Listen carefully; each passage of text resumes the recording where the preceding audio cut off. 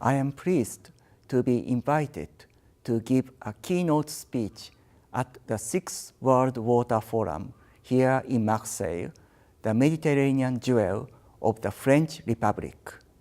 Unfortunately, due to special circumstances, I cannot attend the forum, and I have to deliver my speech by video.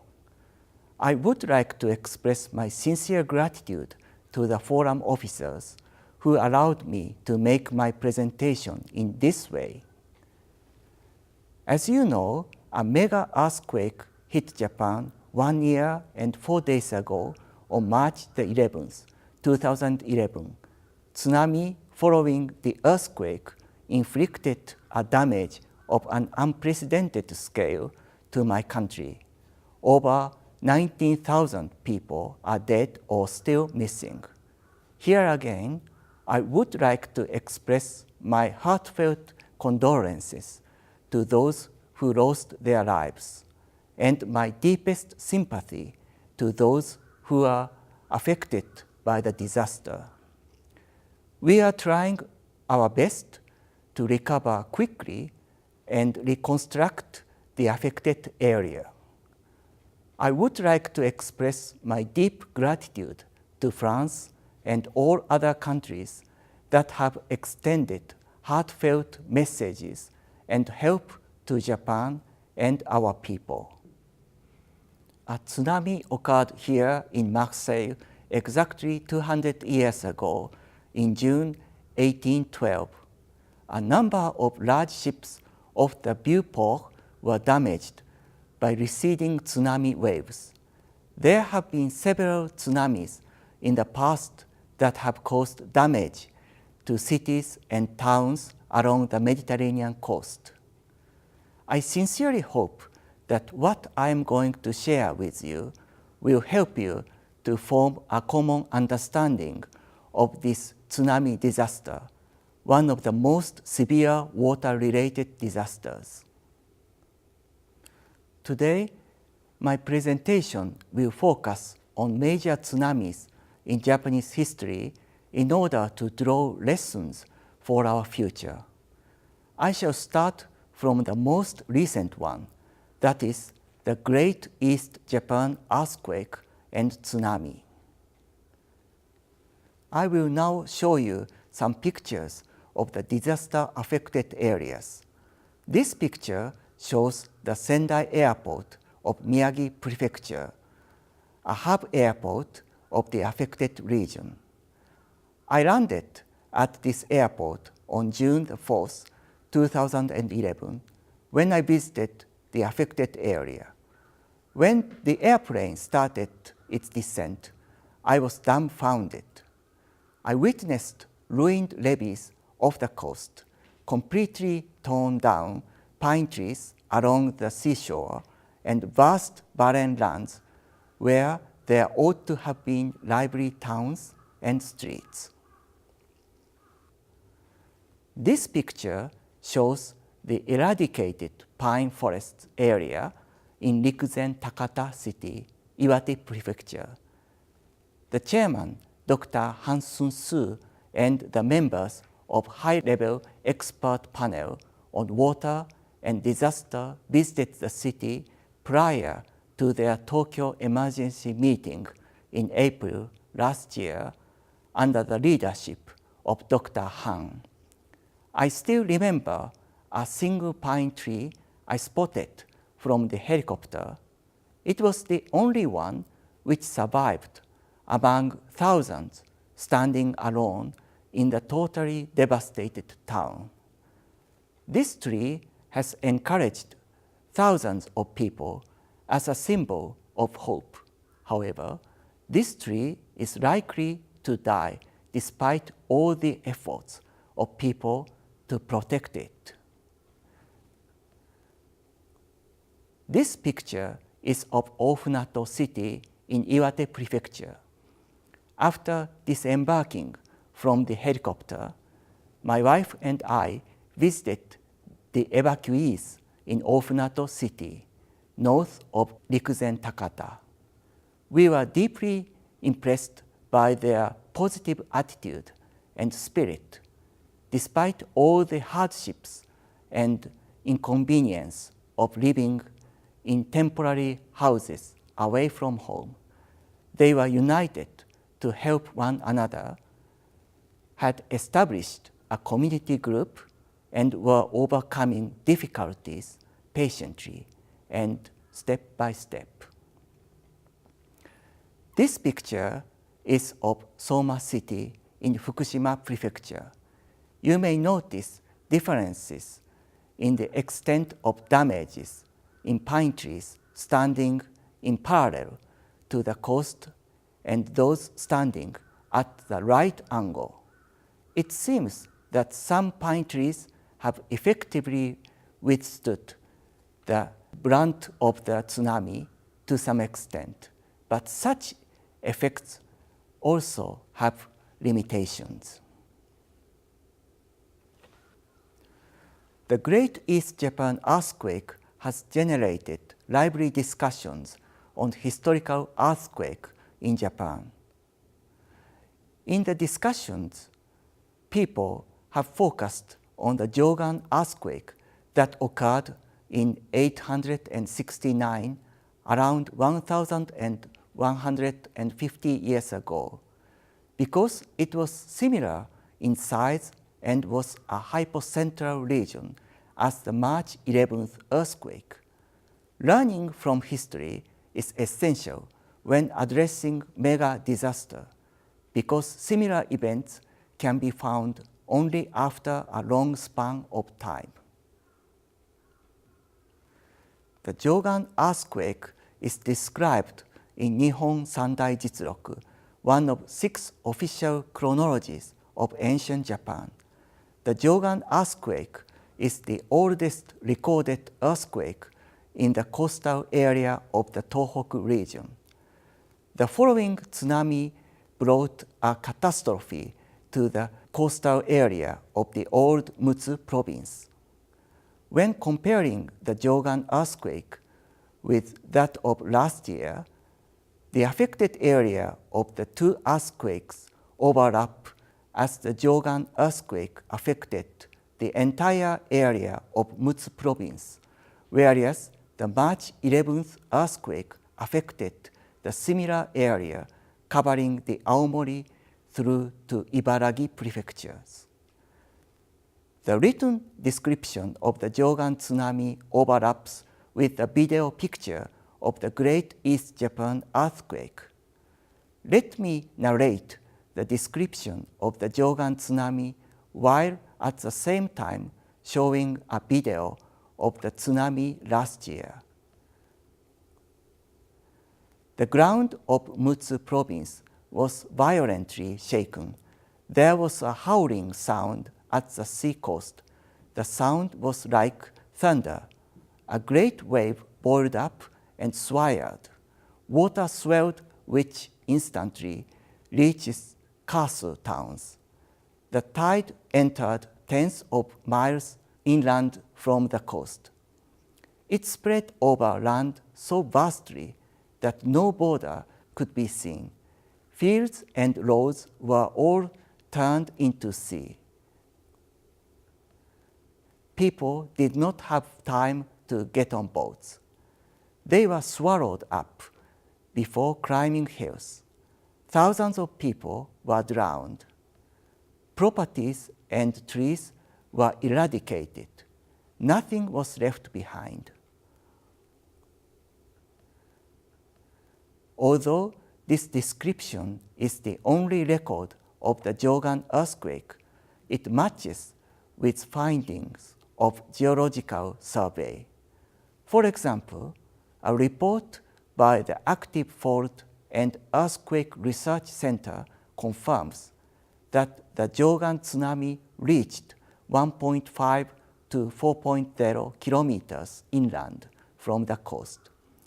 That extent was as far as that of earthquake last year. The earthquake and tsunami in 1362 occurred in West Japan. The description of the earthquake is in a war chronicle called the Taiheiki. It tells a sad story of the village of Yukinominato, where 1,700 households were swallowed up by the tsunami. The area including the village is a part of the Nankai Trough hypocentral zone. It is very likely that the tragedy was caused by a mega earthquake triggered by a movement of a tectonic plate. The Taiheiki also tells a sad story of Naniwa no Ura, Setsu province. It says the receding tide prior to the tsunami onslaught dried up the bay. Hundreds of people who rushed to the dried bay to catch fish were swallowed up by the following mountainous water. The story reminds me of a tsunami in Japan in 1960. A tsunami caused by an earthquake in Chile across the Pacific Ocean arrived on the east coast of Japan, drowning a large number of people who were unprepared as the earthquake was not felt in Japan. A monument in the affected area says, even if you do not feel an earthquake, you should evacuate if you see an unusual recession of the seawater. Interestingly, the monument in memory of the 1960 tsunami stands next to another monument established right after the tsunami in 1933. The older monument says, a tsunami follows a big earthquake. Evacuate to higher ground immediately if you feel a strong shake. Though the two messages do not contradict each other, we tend to misinterpret the latter message as a tsunami does not come without an earthquake.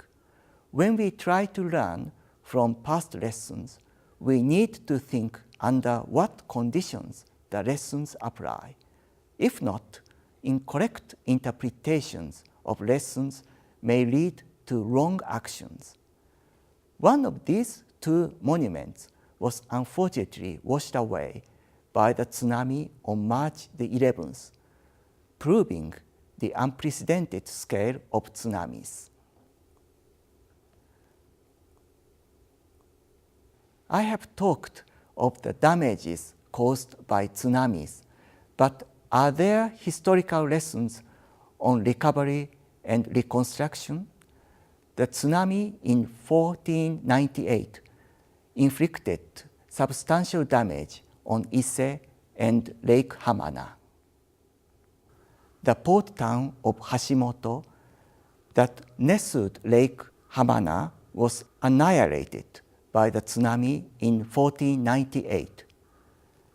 The once prosperous port town lost its position when the geographical condition of the lake were completely changed due to the earthquake. The outlet of the lake was widely opened by the tsunami, which turned fresh lake water into brackish water. The flourishing port town Hashimoto had vanished, but port itself was reconstructed in different locations. Nearby town Imakiri-Arai. Another port town, Ominato in Ise, was severely affected by the same tsunami in 1498, but followed a different course. The tsunami swept away 1,000 houses and 5,000 people from the town. The port, however, recovered from the devastation. The port tax collection record of 1565 happens today to remain in our hands. It reveals that 67 years after the tsunami, the port town seemed to have fully recovered, as 120 ships entered the port that year. The record shows that the cargo ships to and from the port went as far as a few hundred kilometers from the port. We have to wait for further studies to know why the two port towns followed different courses. Nevertheless, we may expect to find hints for a better future recovery by looking at recovery records of the past. The tsunami that hit central Japan in 1586 was recorded not only by Japanese, but also by foreigners who happened to be in Japan at that time.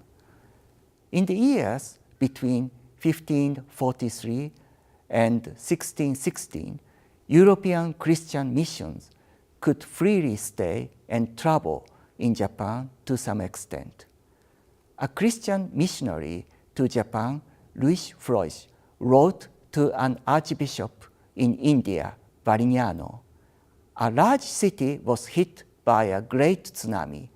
When it receded, the tsunami drew with it hundreds of houses and people. All of them were drowned and nothing remained.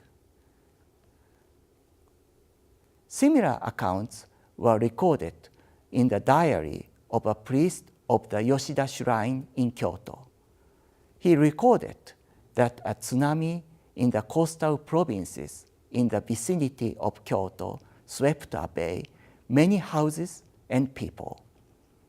The two international and domestic records coincide in narratives of the large tsunami. The mystery is that the hypocentral region of the earthquake in 1586 seems to be inland according to a seismological survey, which makes the occurrence of a tsunami from the sea implausible. We will have to wait for further studies to disentangle the contradiction between historical records and seismological conclusions. I have described a few historical cases of major tsunamis which might be useful for discussions on water and disaster. Now comes the question of what can we learn from the past disasters. As we have seen in these examples, historical records of past disasters gives us clues for better future action. They may give hints of the likely size and possible damage from future mega disasters. Practical lessons on how to react and respond to disasters may be learned by carefully examining and analyzing past experiences. The keys to successful recovery and reconstruction can be analyzed using past records. These lessons are useful even though historical records are sometimes not as accurate and detailed as we would hope. In order to be better prepared for future disasters, we should remember the experience of disaster and hand them down to our descendants. I believe, however, the most significant lesson is that our ancestors have faced, struggled, and overcome similar difficulties as we now have. Despite enormous losses, problems, and sadness, we are encouraged to move forward because our society has been built on such unrelenting efforts of the people to mitigate and recover from disasters. While we need some more time to collect and interpret historical lessons for our future actions, more challenges lie ahead of us. As shown in the inventory of recent disasters, many severe disasters are occurring globally. The floods in the Kingdom of Thailand have drawn intense attention of the international community. The water in the Chao Phraya River flooded many cities and towns, including Bangkok. This continuation of industrial operations due to flooding affected the economy not only at the national level, but also had impacts at the regional and global levels. We learned that the impact of disasters easily cross national borders and hinder the sustainable development of other countries, regions, or even the world. A severe drought in Australia that started in 2006 and 2007 continued in some parts of the country until 2010. Large-scale agricultural damage was recorded. The drought contributed to a sharp hike in the price of agricultural products, encouraging debates on sustainable development under the pressure of population growth on a global scale. Severe drought is happening in sub-Saharan Africa, where tens of thousands of people and children are suffering. We have learned that disasters are an integral part of a complex equation among food, energy, environment, and other key conditions that determine the stability and sustainability of the world.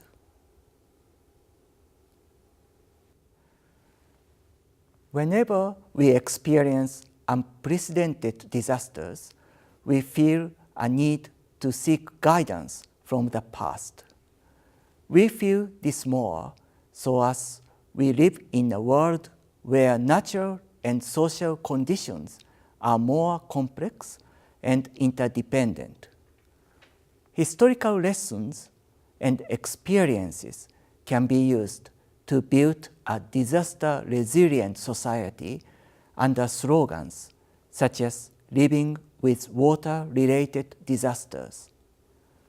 Water-related disasters are one of the key urgent issues which the international community should address squarely for globally sustainable development. Disasters strike when we least expect them. I will do my best together with you to share and make use of the experience and lessons in Japan and elsewhere in order to help build a safer and better future for all. Thank you.